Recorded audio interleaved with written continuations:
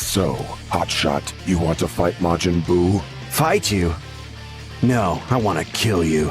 So, here I was, a few hours ago, minding my business, I'm at work, actually working on my thumbnail for the Exchange Boot EZA showcase, just while I was waiting on stuff to come in at work. I see a Twitter notification, and I'm like, okay, I wonder what's going on. I see, JP tweeted. I'm like, okay, what's going on? Tech Ultimate Gohan is getting his EZA. Not only is he getting his EZA, there has been a both global and JP data download with him in it. He comes out next week on the 8th, which makes perfect sense because that is considered Gohan Day. Because 5/8 is Gohan Day, 5/9 is famously Goku Day, and then 5/10 is Goten Day. So he's getting an EZA. I kind of figured this was gonna happen. I just didn't expect him to announce it now and plus have it in the data. So that's kind of interesting to me anyway. So why this EZA matters is because when Gohan came out, let's see the date on him. No, I cannot over here. Okay. Let me just do it this way. Just one sec. So when this man came out in 2020, he was considered the best TUR in the game, and it was not even close. People will argue STR Cooler. He was good. He was good. Do not get me wrong. STR Cooler was phenomenal. But this man was just better in every single conceivable way. Mainly because he did two things. One, greatly stacked attack and defense on super. Infinitely. So essentially, every time he supered, that was a 50% raise to his attack and defense. And then most importantly, he got that stack while he was permanently guarding. This was so impactful that for the longest time, the devs at Akatsuki were scared of giving a unit guaranteed guard.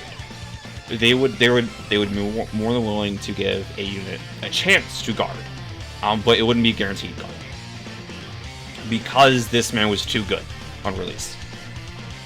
Now he has an EZA,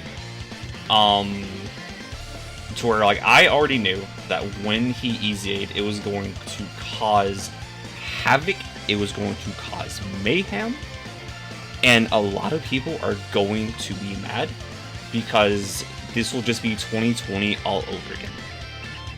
Because again, this man was so good on release. He was relevant for years.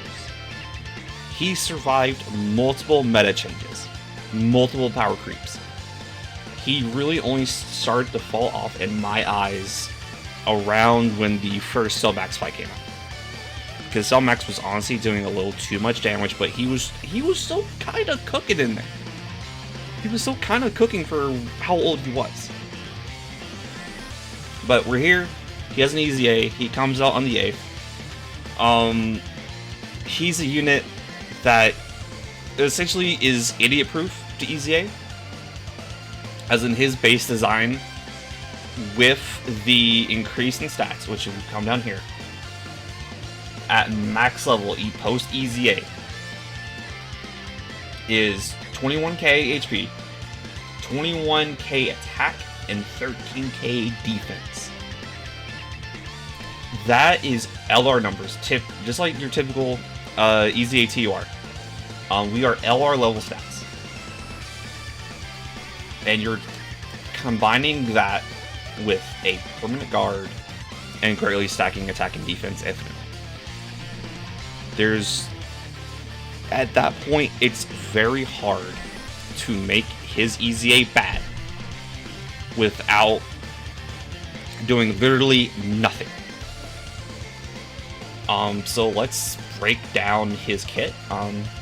So saviors and hybrids, key 3, 150, not 150, 170 stats. That makes perfect sense. That's kind of what we would expect. Key 3, attack and defense 158.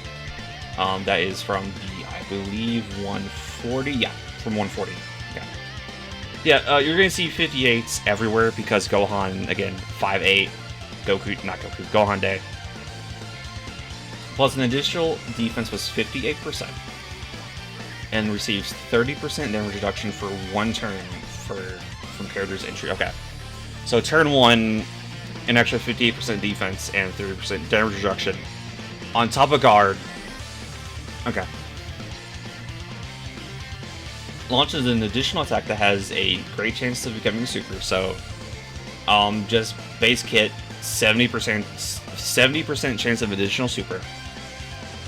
Launches another additional that has a 70% chance of becoming a super, starting from the turn which the character performs the 3rd attack in battle. So essentially, this man Gohan has a chance to launch 4 supers in 1 turn. We have where's super? Okay, so like we have his initial super, we have additional number 1, additional number 2. Because this would proc the moment the hidden potential will kick off. So essentially the order, if I remember correctly, should be like initial super, this one, hidden potential additional, and then since that counts the 3rd one, boom, that would proc. Now this isn't even, it doesn't have to be a 3rd super. It could literally be super, normal, and then he gets a chance again to do a super. And as you can see down here, he is still keeping his 50% attack and defense raise. So just turn 1, you could immediately have attack and defense plus 200% just from supers. Just from supers. With a guaranteed guard. Yeah. Guaranteed card, they're not touching that. That is perfect the way it is. And then plus an additional attack plus 58% within the same turn, and an additional attack plus 58% for 3 turns when guard is activated. Dude is doing some numbers, he's going to be defending, the dude is already insane. He is going to eat every single attack a boss would throw at him. And then active skill, they're not, again, like I said yesterday with Tech Boo, without an apt update, they're not touching the conditions. Can be activated starting from turn 5 from start. Okay. So yeah, literally turn 5, you can pop this. So he can go into Ultimate Gohan, which I had down here. Bada boom, bada boom. Key 3, an attack and defense plus 258%. That is getting bumped up from 150. So an additional 100% attack and defense. Yeah, attack and defense. Just want to make sure that it wasn't like, oh, just 1. So key 3, attack and defense 258. Guards, guaranteed additional. Plus additional attack plus 58% from the start. No, from the rest of the battle, and attacks effective against all types within the same turn when guard is activated. So basically, he gets touched once. Because he has guaranteed guard, you might as well add an additional 58% to this. With effective against all types. And then performs a crit when facing one enemy whose HP is 58% or more, or when there is a Majin Buu Saga category enemy. So essentially, they're changing the effective against all types to crits. I think that's kind of useless. Because if you're effective against all types, you really don't need to crit. Which is actually why I went ahead and fixed my build to where the only crit I have on Gohan is just the 5 crit you get from his own potential system. Everything else went into dodge and additional. And then his super attack effect greatly raises his attacking defense for 3 turns and causes immense damage with a great chance of stunning. Again, debuffs, stuns, seals in the 9th anniversary meta is relevant. It's very relevant. Because there are really tough fights that can be debuffed. I know Gogeta can be debuffed. I know Cell Max can be debuffed. So 2 incredibly hard fights on top of my head. You can debuff them, you can seal them, you can stun them. That, again, this 70% chance matters. It matters a lot. And then it's not infinite, but you're still getting a 50% raise for 3 turns. This was initially just a 50% raise to attack for 1 turn. This is now attacking defense for 3 turns. And then, like, I mean, links aren't like the craziest. But I looked it up earlier. He is sharing 4 out of 7 links with LR Beast Gohan, who is without a shadow of a doubt the best character in the game.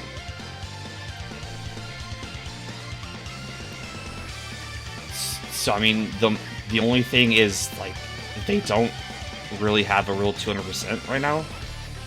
Like, you can run them with, like, God Goku or the Z Spirit Bomb duo, but at this stage of the game, you're not using those as leads. So for right now, there's not a real team that I can think of that you can run them in. But I mean, like, if Earthbred Fighters gets a new lead, or if Miraculous Awakening, not Miraculous Awakening, if, like, Power Wishes gets a new lead, if Goku Family gets a new lead, if Entrusted Will gets a new lead, then you can seriously run those 2 as a rotation, and they might be the best rotation in the game. Because, like, here's the thing. Tech Exchange Brew is very, very good. They are. But Gohan is just, he's gonna run rampant all over again. And as a Gohan fan who has Gohan as their favorite character, I love it. I love it. It's great to see.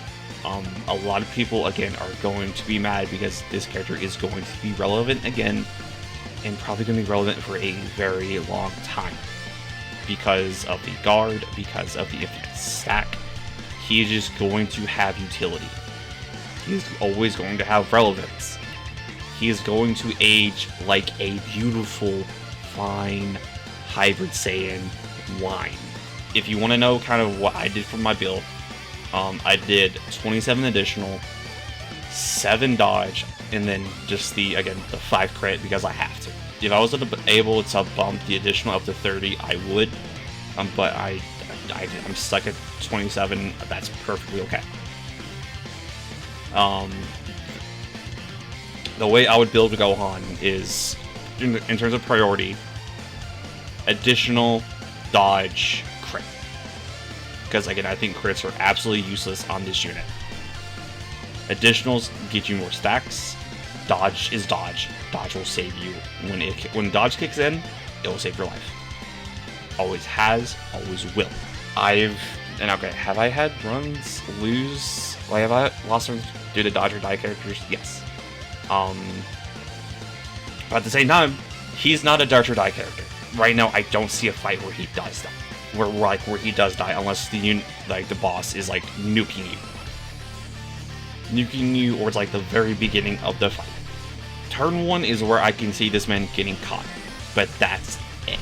Hey, that's just my opinion. I just want to know what you guys think. Let me know down below in the comments. Do you like him? Do you hate him? Do you not even care? Far off down below in the comments, and while you're down there, if you want to, leave a like, maybe even subscribe. I'd appreciate it. And until the next video, I will see you guys later.